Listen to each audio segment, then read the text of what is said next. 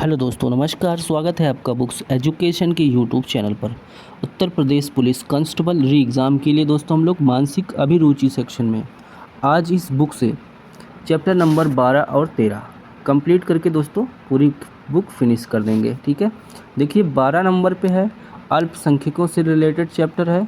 Zoom करते हैं दोस्तों, देखिए अल्पसंख्यकों एवं अल्प अधिकार वालों के प्रति संवेदनशीलता और लैंगिक संवेदनशीलता, पेज नंबर 106 से लेकर 128 तक दोनों चैप्टर दोस्तों इसी क्लास में हम पूरा करेंगे। लगभग दोस्तों यहाँ आपको मिल जाएगा 70 क्वेश्चन। ठीक है, प्रीवियस एग्जाम और इम्पोर्टेंट क्वेश्चन सब कुछ कराएंगे दोस्तों, थ्योरी भी समझेंगे, मेन टॉपिक। चलिए शुरू करते हैं। अल्पसंख्यक एवं अल्प अधिकार वालों के प्रति संवेदनशीलता, चैप्टर नंबर 12 अल्पसंख्यकों एवं अल्प अधिकार वालों के प्रति संवेदनशीलता। दोस्तों आपको पता है धार्मिक और भाषाई अल्पसंख्यक अन्य प्रदेशों में अपने देश में, ठीक है, यहाँ के नागरिक हैं, रहते हैं, तो उनको दोस्तों संविधान में कुछ शक्तियाँ, उनके कुछ महत्वपूर्ण कार्य होते हैं, उनको छूट दी गई है, शिक्षा में अवसर दिया गया है, तकनीकी क्षेत्र में। ठीक है दोस्तों, आइए हम लोग जो है इम्पोर्टेंट क्वेश्चन पहला है, निम्नलिखित में से कौन मौलिक अधिकारों, अल्पसंख्यकों और जनजाति तथा अपवर्जित क्षेत्रों को संविधान सभा के तहत एक समिति पर सलाहकार समिति का अध्यक्ष था? सी ऑप्शन होगा वल्लभ भाई पटेल। अगला दूसरा क्वेश्चन है दोस्तों,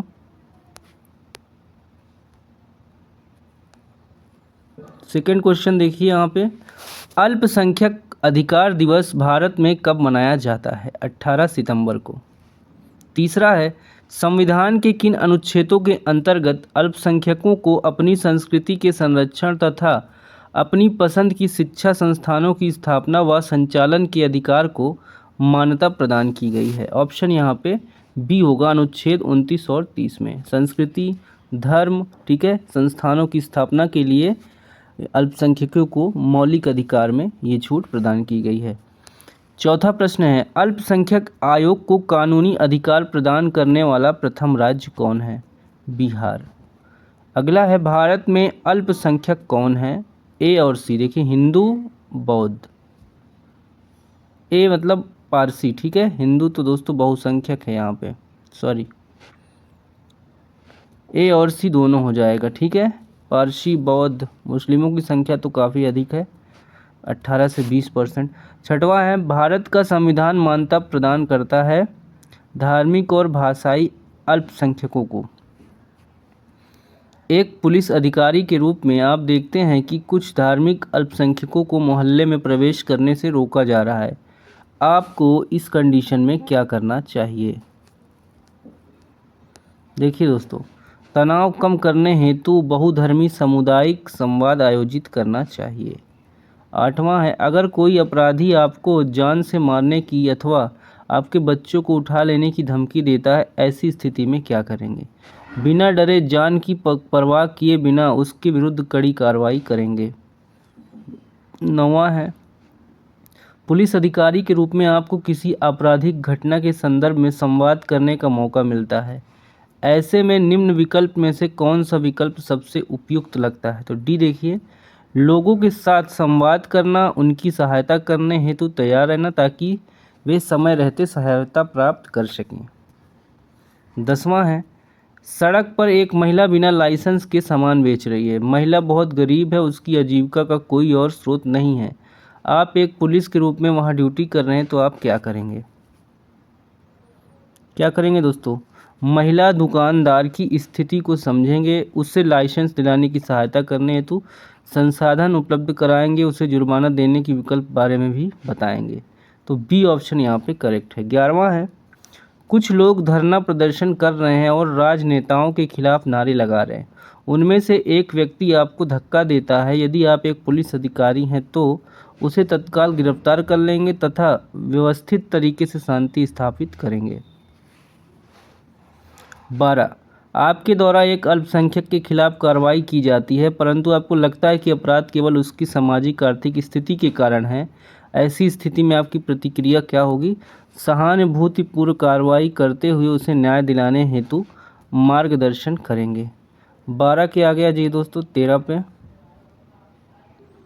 एक उच्च जाति का व्यक्ति एक अनुसूचित जाति के व्यक्ति के विवाह में उसकी बारात को घर के सामने से निकलने में बाधा डालता है, उसका यह कृत्य किस प्रकार का अपराध है? देखिए डी, अनुसूचित जाति अनुसूचित जनजाति अत्याचार निवारण अधिनियम के विरुद्ध अपराध है ये। 14 है, आप किसी ऐसे मामले की रिपोर्ट लिख रहे हैं जिसमें एक पुलिस अधिकारी पर वंचित समुदाय के व्यक्ति के साथ दुर्व्यवहार करने का आरोप है, ऐसे में आपकी क्या प्रतिक्रिया होगी? आप देखिए रिपोर्ट में सच्चाई लिखेंगे, भले ही वह पुलिस अधिकारी के विरुद्ध क्यों ना हो। आप ऐसे व्यक्ति की शिकायत सुन रहे हैं जो दावा करता है कि पुलिस ने उनके दुर्व्यवहार किया है उनके साथ, वह व्यक्ति वंचित समूह संबंधित है, आपकी प्रतिक्रिया क्या होगी? उस व्यक्ति की शिकायत को गंभीरता से लेंगे तथा उसकी शिकायत का निष्पक्ष जांच करेंगे। B option. 16 पे आई दोस्तों, आप एक ऐसे व्यक्ति की सहायता हेतु बुलाए जाते हैं जो अपने मकान मालिक द्वारा बेदखल किए जाने का विरोध कर रहा है। मकान मालिक का कहना है कि किराया नहीं दे रहा है, किराएदार का कहना है कि वह बेरोजगार है और किराया देने में असमर्थ है, तो क्या करेंगे? स्थिति को शांत कराने की कोशिश करेंगे, उन्हें कानूनी सहायता लेने के लिए कहेंगे। एक अल्पसंख्यक समुदाय के सदस्यों के खिलाफ हिंसक एवं अन्य अत्याचार की सूचना मिलती है, आप क्या करेंगे? संघर्ष के पूर्वानुमान और उसके कारणों की समीक्षा कर उचित कार्रवाई हेतु निर्देश देंगे।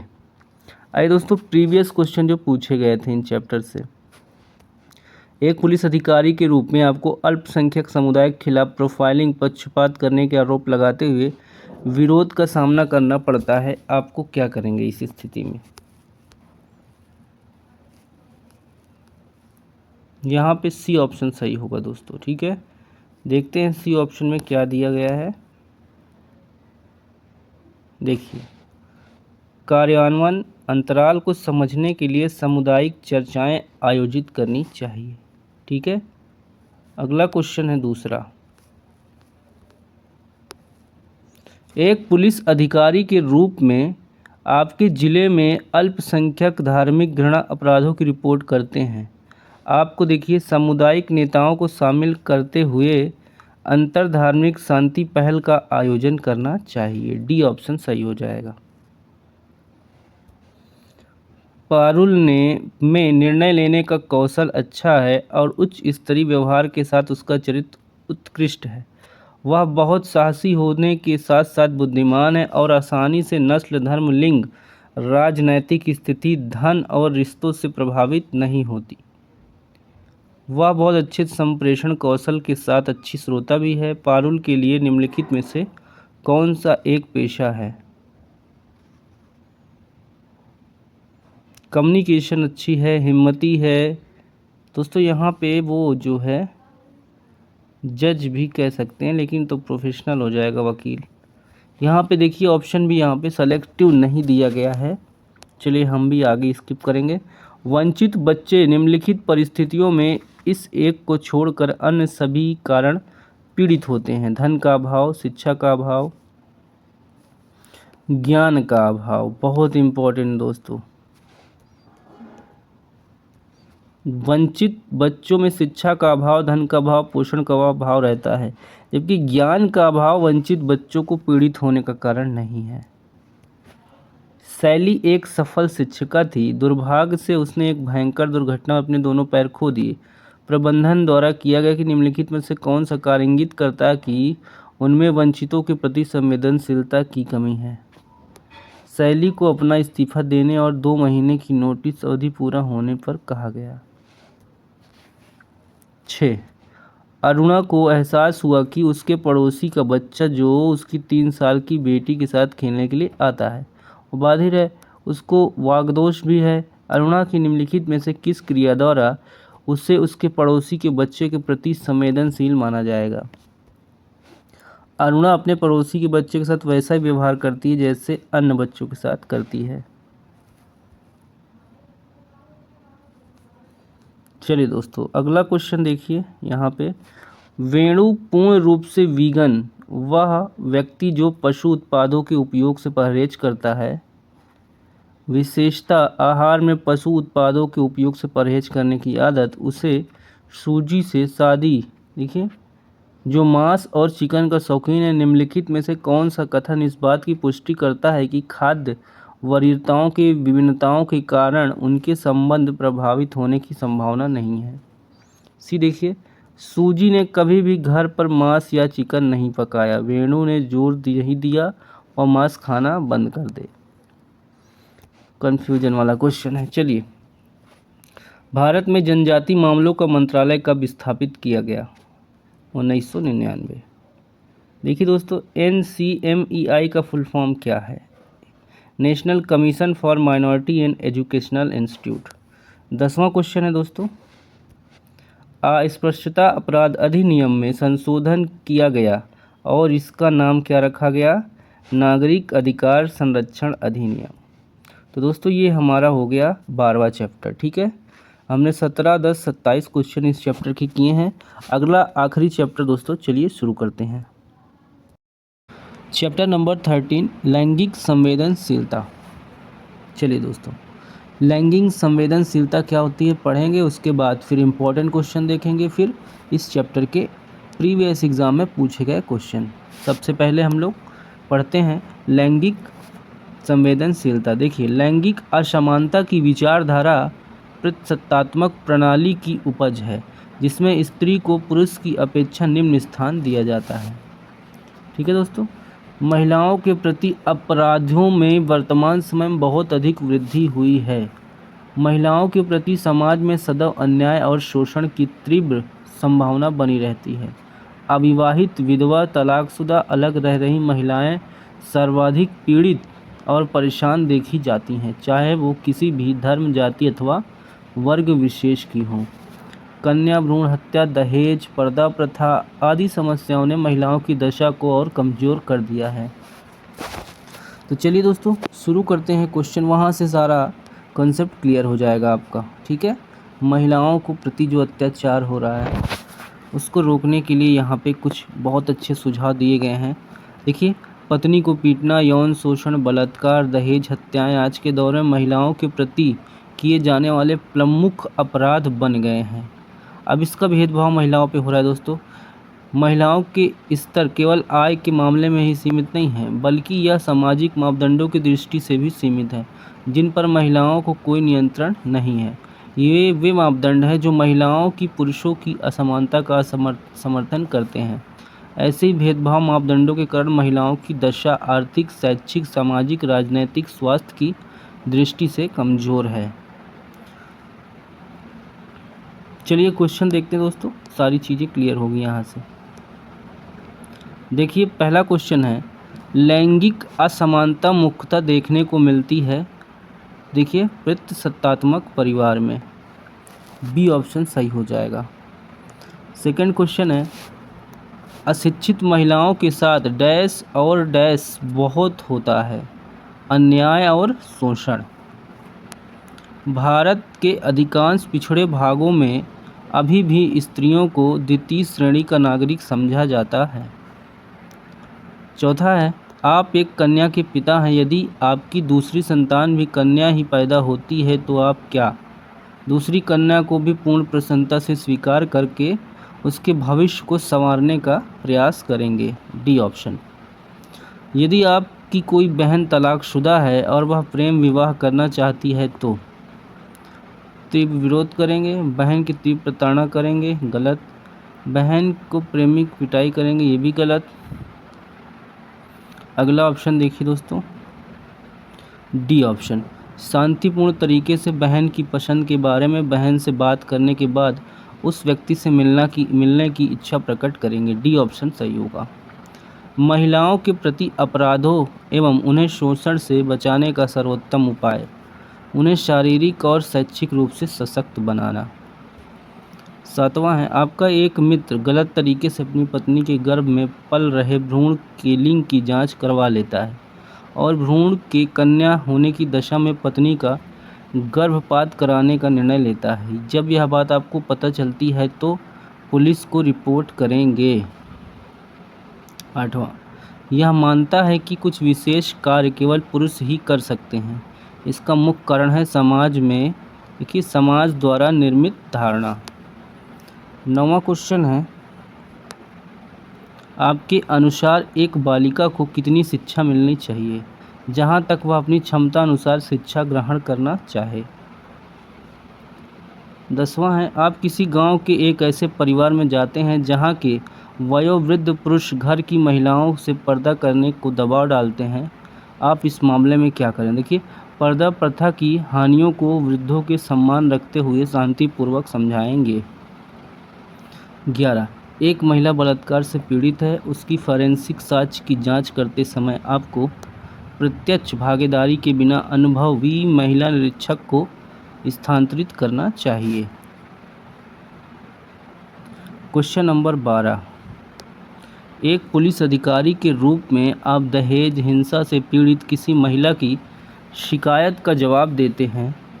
आपको एक महिला सेल प्रतिनिधि से प्रारंभिक चर्चा करनी चाहिए। आप एक पुलिस अधिकारी के रूप में तैनात हैं। एक व्यक्ति, देखिए, एक व्यथित माता आपके पास आती है और कहती है कि उसकी 25 वर्षीय पुत्री अपने पुरुष मित्र के साथ भाग गई। ऐसी स्थिति में आपको, देखिए, यदि सहमति हो तो आपराधिक आरोप के बिना सुलह का समर्थन करना चाहिए।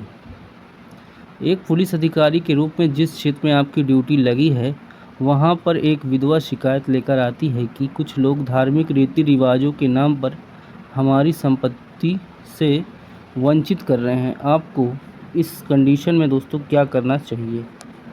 देखिए, देरी को कम करने हेतु मामले को फास्ट ट्रैक न्यायालय में भेजना चाहिए। 15 है, आप रात में गश्त लगा रहे थे कि आपकी अकेली महिला सड़क के किनारे खड़ी दिखाई देती। उस महिला को लेकर आपकी क्या प्रतिक्रिया होगी। देखिए, उस महिला से पूछेंगे क्या उसे किसी की मदद की आवश्यकता है ताकि वह गंतव्य तक सुरक्षित पहुंच सके। D option. 16 है, आपके क्षेत्र में एक धार्मिक जुलूस निकाला जा रहा है। जुलूस में कुछ लोग महिलाओं से छेड़खानी कर रहे हैं, आप क्या करेंगे। जुलूस को रोकेंगे, महिलाओं से छेड़खानी करने वालों को गिरफ्तार करेंगे। 17 है, आपको सूचना मिलती है कि आपके क्षेत्र में देह व्यापार का गोरख धंधा चल रहा है, तो आपकी क्या प्रतिक्रिया होगी। छापेमारी करेंगे, सभी संदिग्धों को गिरफ्तार करेंगे एवं पीड़ित महिलाओं को सुरक्षा प्रदान करेंगे। 18, एक महिला घरेलू झगड़े की शिकायत कराने आती है तथा वह हिंसा का आरोप लगा रही है जबकि पति इनकार कर रहा है। ऐसे में आप क्या करेंगे। दोनों पक्षों के बयान को ध्यान से सुनेंगे और साक्ष्यों के आधार पर उचित कार्रवाई करेंगे। 19, रात में गश्त लगाते समय देखते हैं कि एक व्यक्ति सड़क पर बेहोश पड़ा है, उसके पास महिला बैग भी है, आप क्या करेंगे। सर्वप्रथम व्यक्ति को अस्पताल पहुंचाएंगे, आसपास के लोगों से पूछताछ करेंगे, महिला का पता लगाएंगे, यह भी जांच करेंगे कोई अपराध तो नहीं हुआ। चलिए 20 पे आते हैं। आपको एक कार्यक्रम में सुरक्षाकर्मी के रूप में तैनात किया गया है। कार्यक्रम के दौरान कुछ पुरुष मेहमान महिलाओं के साथ ज़बरदस्ती डांस करने की कोशिश कर रहे हैं। ऐसे में आपकी प्रतिक्रिया क्या होगी। इस मामले में हस्तक्षेप करेंगे और महिलाओं से पूछेंगे कि क्या उन्हें कोई मदद की ज़रूरत है। एक महिला अपने पड़ोस वाले से परेशान है, देर रात तक तेज़ संगीत बजाते हैं, उसके बारे में शिकायत दर्ज कराने के लिए तो पुलिस स्टेशन आती है, अब क्या करेंगे। महिला का FIR दर्ज करेंगे।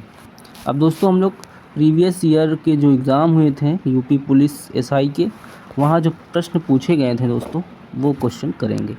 देखिए, पहला है यहाँ पे, एक पुलिस अधिकारी के रूप में आप घरेलू हिंसा से पीड़ित किसी महिला की शिकायत का जवाब देते हैं। आपको एक महिला सेल प्रतिनिधि से प्रारंभिक चर्चा करानी चाहिए। ठीक है, महिला पुलिस कर्मी को उससे पूछताछ के लिए कहना चाहिए। सेकंड, एक पुलिस अधिकारी के रूप में विधवा, तलाकशुदा या परित्यक्त महिलाओं को समान संपत्ति अधिकारों से वंचित करते हुए कुछ धार्मिक रीति रिवाजों को उठाया जाता है। आपको देरी को कम करने के लिए कुछ मामले में फास्ट ट्रैक में भेजना चाहिए। एक पुलिस अधिकारी के रूप में आप वरिष्ठ अधिकारियों के खिलाफ महिला कांस्टेबलों की ओर से कार्यस्थल पर यौन उत्पीड़न की शिकायतें देखते हैं। आपको कार्रवाई का वादा करते हुए आंतरिक शिकायत समिति का गठन करना चाहिए। देखिए चौथा प्रश्न दोस्तों, पीड़िता से बलात्कार के फॉरेंसिक साक्ष्य की जांच करते समय आपको प्रत्यक्ष भागीदारी के बिना अनुभवी महिला निरीक्षक को स्थानांतरित करना चाहिए। C option. पांचवा है, एक पुलिस अधिकारी के रूप में ट्रांसजेंडर नागरिक कानून प्रवर्तन अंतःक्रिया के दौरान उत्पीड़न और गरिमा के उल्लंघन का सामना करने की रिपोर्ट करते हैं। आपको देखिए उचित आचरण पर बड़े पैमाने पर संवेदीकरण अभियान लागू करना चाहिए। डी ऑप्शन होगा। छठा है, एक पुलिस अधिकारी के रूप में कुछ धार्मिक रीति रिवाज पूजा स्थलों में महिलाओं के प्रवेश पर सर्वोच्च न्यायालय के निर्देशों का उल्लंघन करते हैं। यदि आवश्यक हो तो विरोधी समूहों को हटाकर निर्देश लागू करने चाहिए।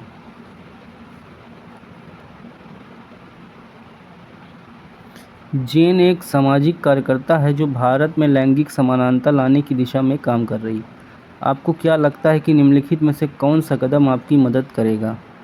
निर्णय लेते समय लड़कियों और महिलाओं को क्या कहना है सुनिश्चित करें, इस पर विचार किया जाए। प्रीति जिसके पिता राज्य के मुख्यमंत्री हैं और रजनी जिसके पिता अमीर किसान हैं, दोनों दोस्त हैं। प्रीति और रजनी दोनों सिविल सेवा की परीक्षा दे रही हैं। प्रीति और रजनी के लिए एक परीक्षा शुल्क के संदर्भ में निम्नलिखित में से कौन सा विकल्प सही है? देखिए प्रीति और रजनी दोनों को फीस देने की छूट दी गई है।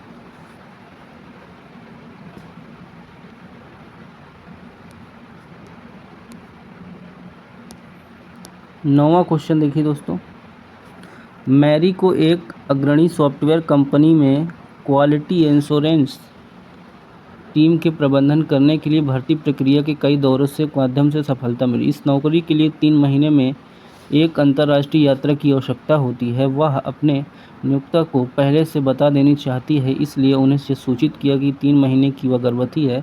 साक्षात्कार पैनल उसके उत्तरों से बहुत खुश था, लेकिन उसके आश्वासन के बावजूद वह न्यूनतम पेरेंटल लीव लेगी। चयन का फैसला उसके विरुद्ध किया क्योंकि वह गर्भवती थी, अक्षम थी, अनुभवहीन थी, जटिल थी। यहाँ भी दोस्तों ऑप्शन क्लियर नहीं है, ठीक है न। गर्भवती कोई खास इशू नहीं होना चाहिए। अनुभवहीन क्या दोस्तों, उसने पढ़ाई करके तैयारी करके सारी प्रक्रिया पूर्ण करने के बाद वहाँ तक पहुँची थी। कन्फ्यूजन वाला क्वेश्चन है। चलिए आखिरी क्वेश्चन दोस्तों 10वां कर लेते हैं। चलिए देखिए, एक एचआर सलाहकार के रूप में आपको एक प्रमुख कंपनी द्वारा किसी व्यक्ति को शीर्ष पद पर भर्ती करने के लिए कहा गया। आप अपर लिंग को लेकर संवेदनशील नहीं हैं तो आप एक उपयुक्त व्यक्ति को चयन करना पसंद करते हैं। दोस्तों ये 13वां चैप्टर हमने फिनिश कर लिया है, ठीक है। पीडीएफ दोस्तों हम इकट्ठा आपको प्रोवाइड करेंगे, ठीक है। इसको बनाएंगे उसके बाद आपको प्रोवाइड कर देंगे। चलिए bye bye, take care, thank you. पूरी बुक फिनिश हो गई है दोस्तों। चलिए बाय।